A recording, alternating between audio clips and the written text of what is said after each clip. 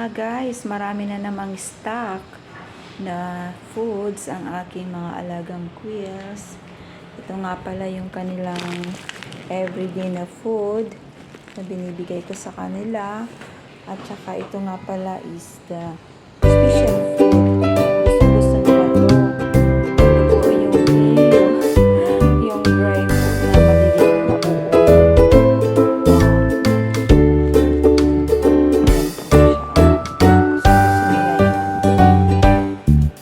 And then, 4 na bottle po yung kanilang vitamins.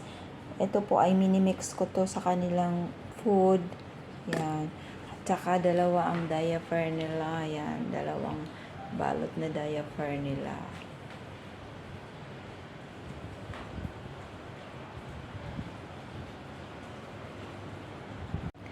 So, ayan na nga guys. Kunin na natin yung itlog pugo ng mga alaga kong quails. Pero bago po ang lahat na yan, pakainin po na natin sila ng special food nila.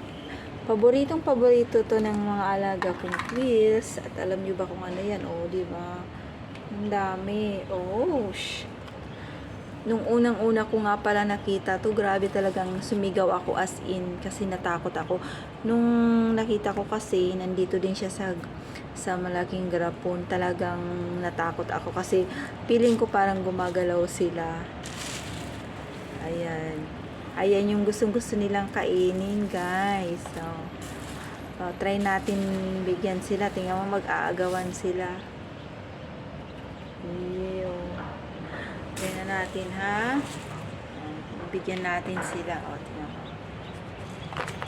O, diba? Gustong-gusto nila yan, o. Yan, gustong-gusto nila yan kainin. So, dito naman tayo sa kabila. Bigyan din natin sila. Ayan, nag-awgawa na sila.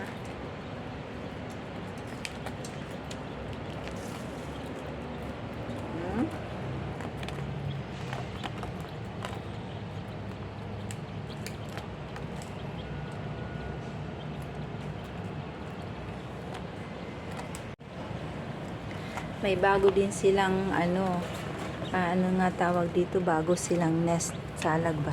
Ayan, bago. So, kunin natin yung itlog. O, yan, kita nyo yan, may 3. O, bakit 3 lang ang itlog?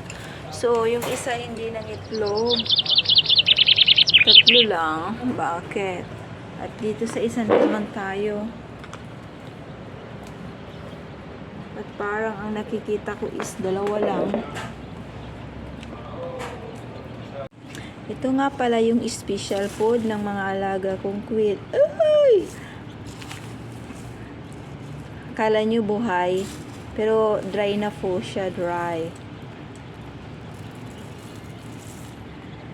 Kapag binibigyan ko sila nito, naku, agawan. Nagagawan sila kasi gustong-gusto nila to kainin, guys. So, ang dami, diba?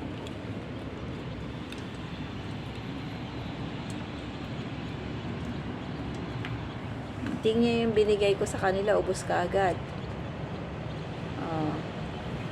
Ayan. Good morning, guys. Ito na naman ako.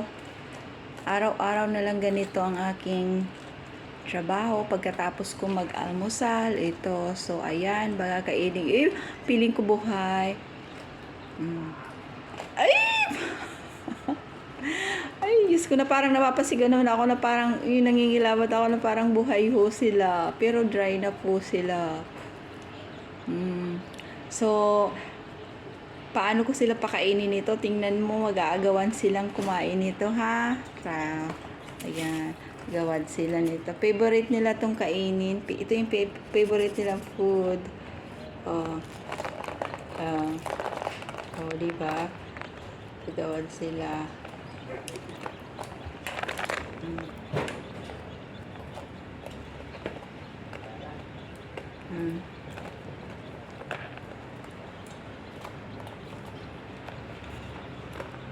Ayan, may salag sila, may nest sila, oh. Dito naman sa kabila, ganun din.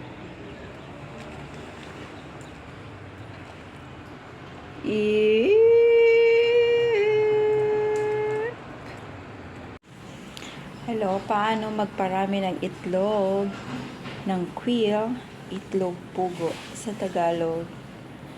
So, ayan na nga guys.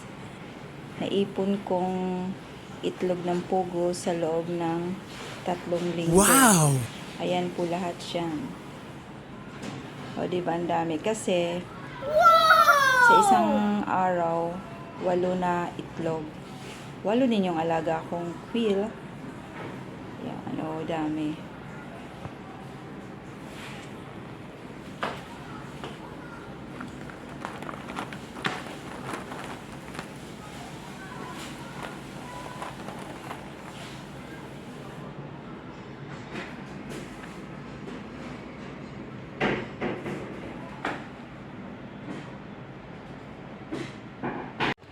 Good morning guys, ito na naman ako.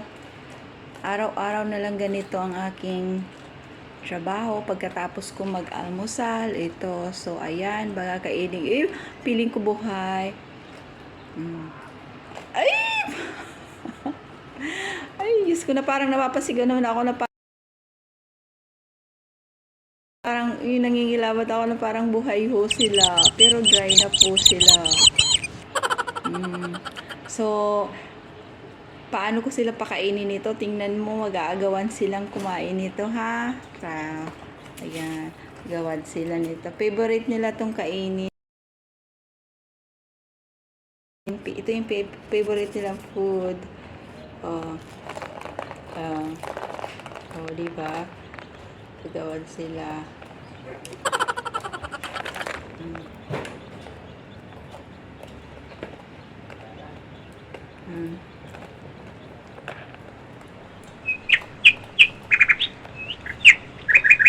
Ayan, may salag sila, may nest sila, oh.